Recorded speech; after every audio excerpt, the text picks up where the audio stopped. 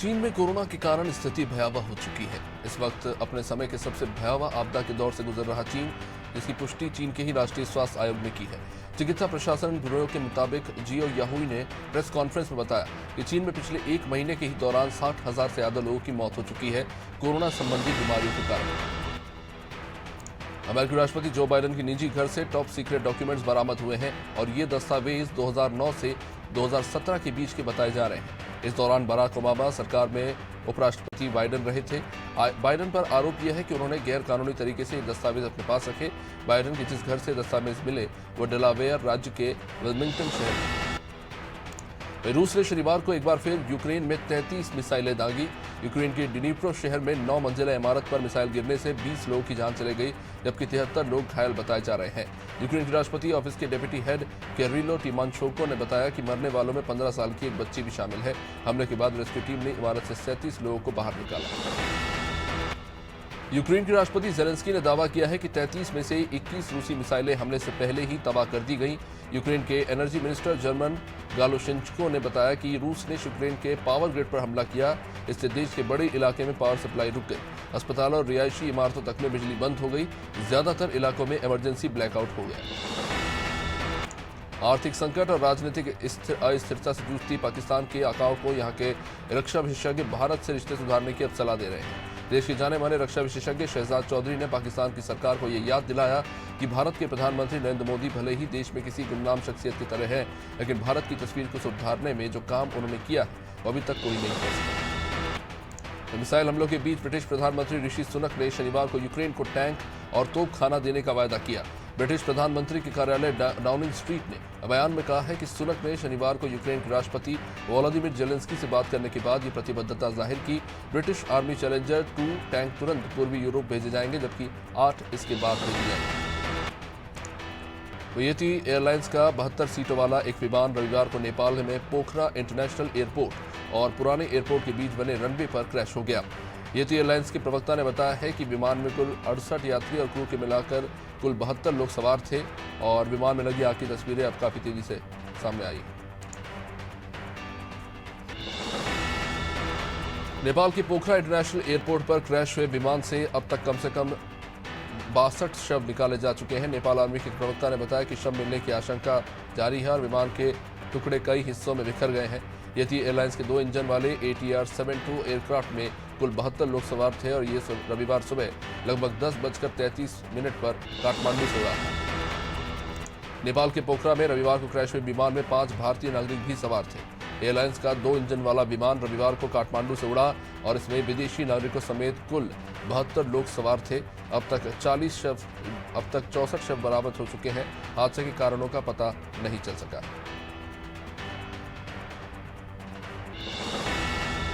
नेपाल के पोखरा में रविवार को एयरलाइंस के विमान क्रैश होने से पहले का एक वीडियो तेजी से वायरल हो रहा है। इसमें क्रैश होने से पहले विमान एक तरफ झुकता दिखाई दे रहा है।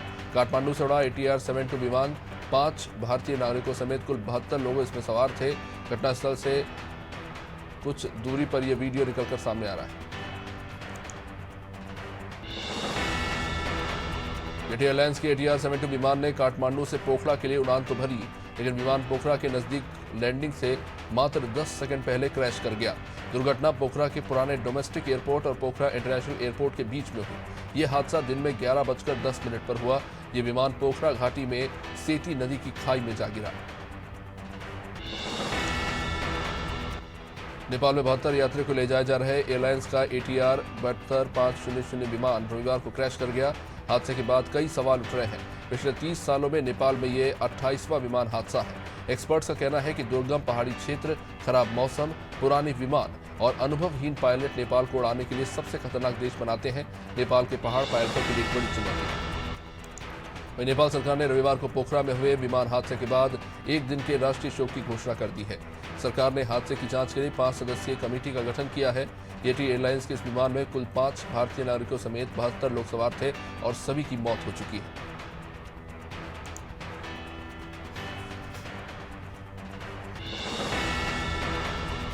अमेजन इंडिया के कर्मचारी ने बड़े स्तर पर छटनी के बीच भारतीय पेशेवरों की कम्युनिटी ऐप ग्रेपवाइन पर एक पोस्ट लिखा और लिखा कि वे लोगों को केबिन में बुलाकर नौकरी से निकाल रहे हैं। कर्मचारी ने लिखा कि लोग ऑफिस में बैठकर रो रहे हैं, ये बहुत खराब बात है। भारत में अमेजन करीब 1000 कर्मचारियों को नौकरी से निकाल रही है।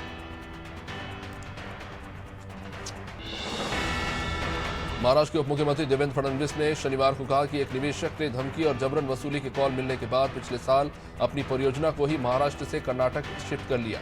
फडणवीस ने कहा कि वह निवेशक राज्य में 6000 करोड़ का निवेश करना चाहता था। उन्होंने कहा कि यही स्थिति रही तो राज्य के युवाओं को रोजगार नहीं मिलेगा।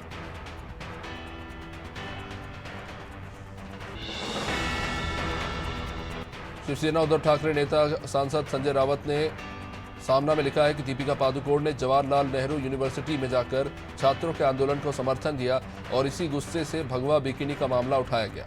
संजय रावत ने आगे लिखा कि संस्कृति की रक्षा के नाम पर बीजेपी जो फौजदारी कर रही है वो अनावश्यक है।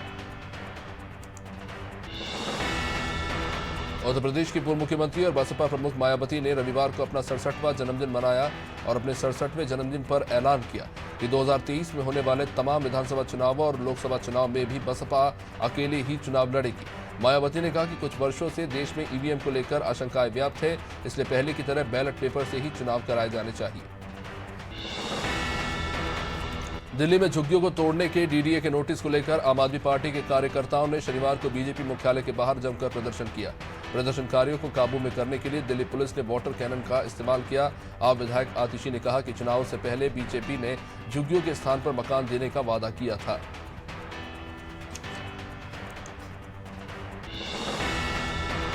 राष्ट्रीय आपदा प्रबंधन प्राधिकरण ने 1 दर्जन सरकारी संस्थानों और वैज्ञानिक संगठनों को उत्तराखंड के जोशी मठ में भूधसाव के संबंध में मीडिया से बातचीत या फिर सोशल मीडिया पर डेटा साझा नहीं करने के निर्देश दिए हैं। सरकार ने ये कहा कि उनके ऐसा करने से न केवल प्रभावित निवासियों के बीच बल्कि देश के नागरिकों के बीच भी भ्रम पैदा हो रहा है। कांग्रेस अध्यक्ष मल्लिकार्जुन खड़गे ने शनिवार को उत्तराखंड के जोशीमठ मामले में इसरो की रिपोर्ट और सरकारी एजेंसियों की मीडिया से बातचीत पर रोक लगाने को लेकर सवाल उठाए। उन्होंने कहा कि प्रधानमंत्री मोदी जानकारी देने वालों को सजा मत दीजिए। खड़गे ने कहा कि जोशीमठ के बाद अब कर्णप्रयाग और टिहरी गढ़वाल से भी मकानों में दरारों की खबरें आ रही हैं। उत्तराखंड सरकार ने शुक्रवार को ही कैबिनेट बैठक में परीक्षाओं में नकल करने या करवाने से रोकने के लिए एक सख्त कानून लाने का फैसला किया, जिसमें अधिकतम उम्र कैद तक की सजा का प्रावधान होगा। सरकार ने यह निर्णय प्रतियोगी pरीक्षा लीक मामले में एक सरकारी अधिकारी सहित 5 लोगों को गिरफ्तार किए जाने के 1 दिन बाद लिया।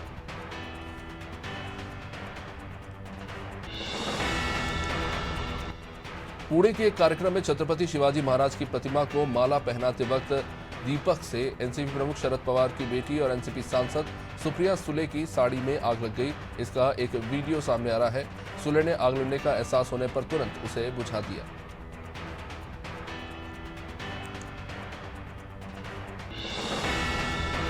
भारतीय सलामी बल्लेबाज शुभमन गिल ने रविवार को भारत में अपना पहला अंतर्राष्ट्रीय शतक जड़ा।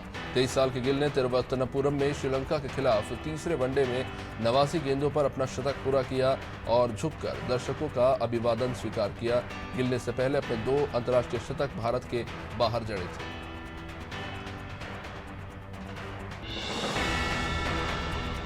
अमेरिकी सैंडविच चेन सबवे अपने कारोबार के खरीदार की तलाश कर रही है। वॉल स्ट्रीट जर्नल के अनुसार बिक्री के लिए कंपनी का मूल्यांकन $10 बिलियन रखा जा सकता है। सबवे के 100 से भी ज्यादा देशों में 37,000 से भी अधिक रेस्टोरेंट है और पिछले 5 दशक से इसका स्वामित्व इसके 2 संस्थापक परिवारों के पास है।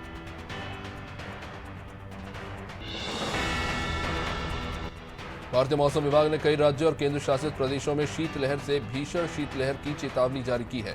राजस्थान में 15 से 18 जनवरी तक भीषण शीतलहर की स्थिति रहने की अनुमान है, जबकि पंजाब, हरियाणा और चंडीगढ़ में 16 से लेकर 17 जनवरी और दिल्ली में 16 से 18 जनवरी तक इसके आसार हैं। पश्चिमी उत्तर प्रदेश में 17 से 18 जनवरी तक शीतलहर रहने के अनुमान है। वहीं कोतवाली बागपत क्षेत्र में एक मकान में गैस सिलेंडर में अचानक आग भड़क उठी। मकान में आग लगने से घर में रखा लाखों रुपए का सामान जलकर राख हो गया और कड़ी मशक्कत के बाद आसपास के लोगों ने ही आग को बुझाया। गाजियाबाद में तैनात सिपाही सतवीर का परिवार बागपत के देशराज मोहल्ले में एक किराए के मकान में रहता है। इनके मकान में गैस सिलेंडर लीक होने से आग लग गई। बिजनौर के मोहल्ला भरत विहार निवासी कांस्टेबल सुभाष सिंह का 3 साल का बेटा अर्पित सिंह, इसे लोग अब गूगल बॉय बुला रहे हैं। 3 साल के बच्चे से जनरल नॉलेज का कोई भी सवाल पूछो तो वो तुरंत जवाब देता है। भारत के राज्यों अनेक मुख्यमंत्रियों के साथ साथ विश्व में कितने देश हैं और इन देशों की राजधानी से लेकर तमाम तरह के सवालों की जानकारी अर्पित के पास है। अर्पित बड़ा होकर एपीजे अब्दुल कलाम जैसा बनना चाहता है। छिंदवाड़ा जिले के सौसर अंतर्गत परतापुर नदी में रेत का अवैध उत्खनन करते हुए 21 ट्रैक्टर ट्रॉलियों को जब्त किया गया। जब्त किए गए ट्रैक्टरों के द्वारा रेत भरी जा रही थी। खनिज विभाग के आला अधिकारी और राजस्व की टीम वहां पहुंची और प्रकरण दर्ज करके रेत का अवैध खनन मामले में ये बड़ी कार्रवाई देखने को मिली।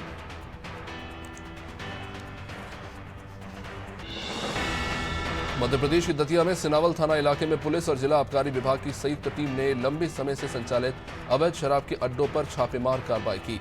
थाना सिनावल अंतर्गत ग्राम बरगाय स्थित कंजर डेरे पर दबिश देकर तकरीबन 150 बल्क लीटर हाथ भट्टी शराब और 3600 किलोग्राम गुड़ लहान जब्त करके नष्ट किया गया। पकड़ी गई शराब और लहान की कीमत 2,22,000 बताई जा रही है।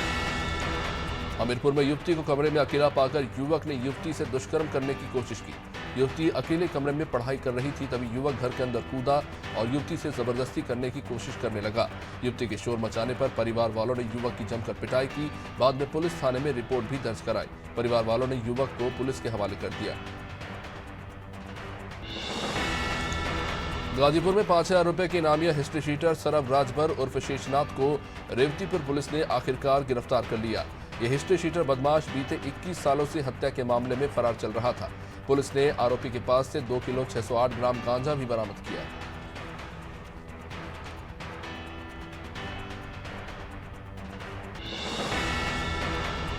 नगरगंज बसोदा के नए बस स्टैंड क्षेत्र में लगने वाले वार्षिक रामलीला मेले में सारे गामापा की थीम पर संगीत प्रतियोगिता आयोजित की गई। इस प्रतियोगिता को 3 कैटेगरी में रखा गया, जिसमें जूनियर, सीनियर और सुपर सीनियर रहे। प्रतियोगिता के माध्यम से नगर के बच्चों को संगीत के लिए एक प्लेटफॉर्म मिला और उनको बाहर से आए हुए जजेस के द्वारा प्रशिक्षण मिला।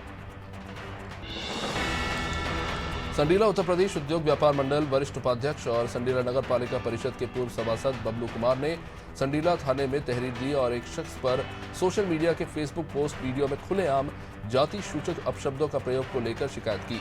वीडियो को लेकर विरोध जताया गया है और आरोपी पर कार्रवाई की मांग की गई। हरदोई में संडीला नगर के प्राचीन सिद्धपीठ शीतला माता मंदिर में शीतला माता मंदिर समिति के द्वारा खिचड़ी भोज का आयोजन किया गया। मकर संक्रांति पर कन्याओं को खिचड़ी भोज कराने के बाद लोगों को प्रसाद बांटा गया और नगर के तमाम लोग प्रसाद ग्रहण करने के लिए यहां पहुंचे।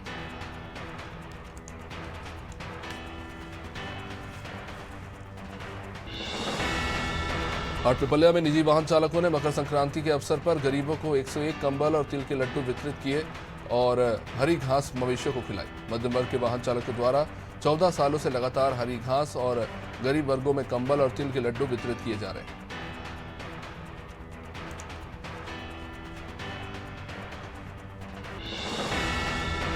बंडा अनुविभाग के विनायका थाना क्षेत्र के पाटन गांव में राशन लेने गए युवक ने जब संचालक को राशन पैर से कुचलने से रोका तो राशन दुकान चालक ने युवक के साथ अभद्रता की। इतने में उसका मन नहीं भरा तो उसने सरपंच सचिव को भी शिकायत की और ग्रामीण के घर पहुंचाया। सरपंच सचिव की धमकी से डरे युवक ने कीटनाशक पी लिया, जिसका इलाज अब सागर के जिला अस्पताल में चल रहा है। गणपति नाका थाना क्षेत्र के नागझिरी में कक्षा 10वीं में पढ़ने वाला छात्र पीयूष अपने दोस्त के यहां नागझिरी में पतंगबाजी करने गया था। छत पर पतंगबाजी करने के दौरान पीयूष ने पतंग देखने के चक्कर में घर के पास से गुजर रही बिजली की हाईटेंशन लाइन की चपेट में आ गया। फिलहाल छात्र की स्थिति खतरे से बाहर है।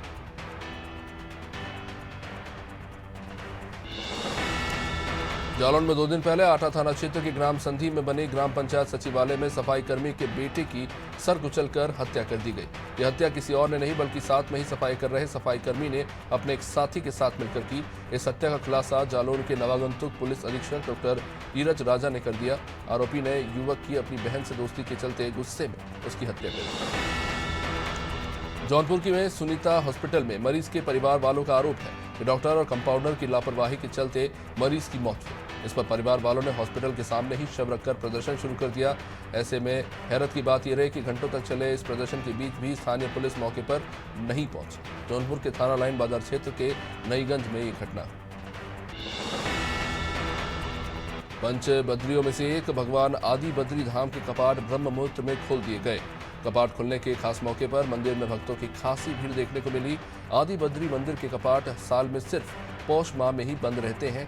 इसी के साथ रविवार से आदि बद्री में शीतकालीन पर्यटन और सांस्कृतिक विकास मेले का आगाज हो चुका है। मेले का शुभारंभ कर्णप्रयाग विधायक अनिल नौटियाल ने किया। यूथ कांग्रेस की राष्ट्रीय सचिव, मध्य प्रदेश युवा कांग्रेस की यूथ जोड़ो बूथ जोड़ो अभियान की प्रभारी पराग शर्मा के लहार आगमन पर युवा कांग्रेस नेता अनिरुद्ध प्रताप सिंह के नेतृत्व में सैकड़ों युवाओं ने उनका स्वागत किया। महाराणा प्रताप चौराहे पर माल्यार्पण और पुष्पगुच्छ देकर उनको सम्मानित किया गया। नगर में एक विशाल मोटरसाइकिल रैली भी निकाली गई, जिसमें सैकड़ों युवा कांग्रेस कार्यकर्ता शामिल हुए। पटेरा में कुम्हारी क्षेत्र की ही नहीं बल्कि ब्लॉक स्तर पर पहली बार टूर्नामेंट आयोजित हुआ। कुम्हारी में क्रिकेट टूर्नामेंट का फाइनल मैच संपन्न हुआ। शिक्षक संवर्गीय संतोष जैन की पुण्य स्मृति में यह आयोजन हो रहा था। इसमें सुरा टीमों ने सहभागिता निभाई। कुम्हारी के हिंद महासागर स्टेडियम में क्रिकेट टूर्नामेंट आयोजित हुआ था, जिसका फाइनल मुकाबला रविवार को संपन्न हुआ, जिसमें राजपूत 11 और विकास 11 के बीच मैच खेला गया। बीएसपी सुप्रीमो मायावती का जन्मदिन रविवार को संगम नगरी प्रयागराज में धूमधाम से मनाया गया। कार्यक्रम का आयोजन पूर्व बाहुबली सांसद अतीक अहमद के परिवार ने किया। परिवार ने इस खास मौके पर एक कार्यक्रम भी रखा, जिसमें सैकड़ों की संख्या में लोग जुटे थे। बाहुबली अतीक के परिवार ने केक काटकर मायावती का जन्मदिन मनाया। मकर संक्रांति के पर्व पर श्रद्धालुओं द्वारा नर्मदा में आस्था की डुबकी लगाई गई। संक्रांति के उपलक्ष्य में श्रद्धालुओं द्वारा नर्मदा में आस्था की डुबकी लगाई। मंदिरों में पहुंचकर लोगों ने पूजा अर्चना की और तिल से बनी सामग्री दान की।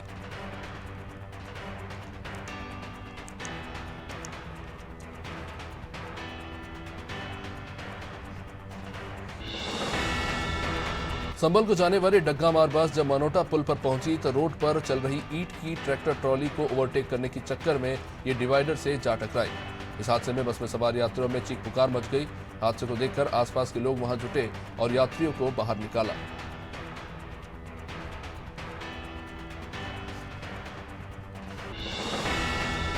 सिवनी जिले के कान्हीबाड़ा से लगभग 7 किलोमीटर दूर गऊ घाट धाम में लगभग 24 वर्षों से संस्कार सेवा पर्यावरण संरक्षण एवं यज्ञ समिति द्वारा मेले और यज्ञ का आयोजन किया जा रहा है। गऊ घाट में क्षेत्रीय समिति जो आसपास के क्षेत्रों से मिलकर बनाई गई है, पर्यावरण संरक्षण और विश्व की शांति के लिए यज्ञ का आयोजन करती रही।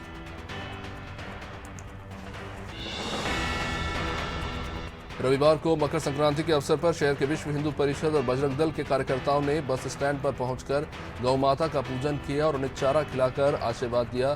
गौ माता की रक्षा करने का संकल्प लिया।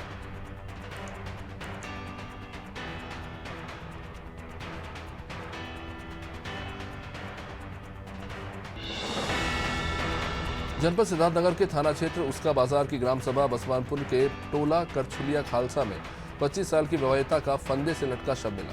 मृत युवती के पिता ने आरोप लगाया कि उनकी लड़की को मारा पीटा गया और 2 दिन से खाना तक नहीं दिया गया। उससे लगातार रुपयों की मांग की जा रही थी और बाद में उसकी हत्या कर दी गई।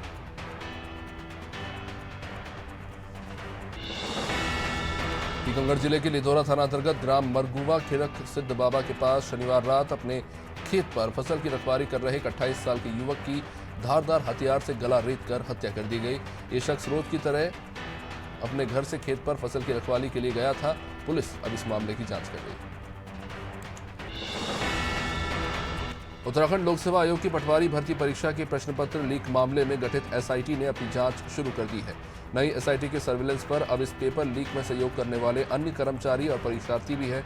एसटीएफ ने मामले में अब तक 7 आरोपियों को गिरफ्तार किया है जो सलाखों के पीछे हैं। इनमें मुख्य आरोपी आयोग का ही अनुभाग अधिकारी संजीव चतुर्वेदी है और उसकी पत्नी ऋतु भी।